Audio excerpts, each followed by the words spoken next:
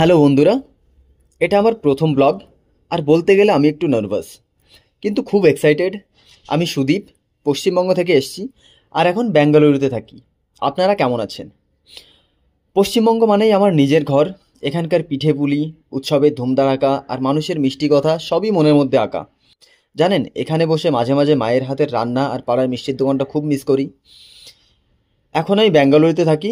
এটা পুরো একটা আলাদা জগৎ, এত ব্যস্ত আর আধুনিক শহর, কিন্তু এখানকার ভাইবটা সত্যি দারুণ। আমি এখানে একটা হোটেলে কাজ করি, প্রতিদিন নতুন নতুন কিছু শিখি, আর এত মানুষের সঙ্গে মিশতে মিশতে মনে হয় জীবনটা কত রঙিন।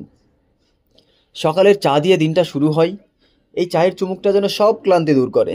এরপর কাজে যাই, কাজের ফাঁকে বেঙ্গালুরুতে আকাশ বা রাস্তার হালকা দৃশ্য দেখতে খুব ভাল লাগে।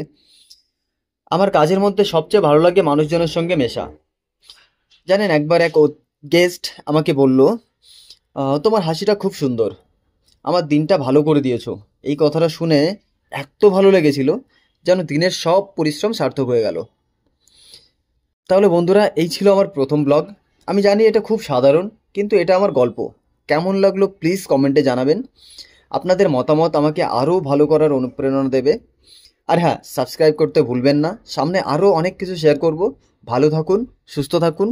দেখা হবে পরের ব্লগে।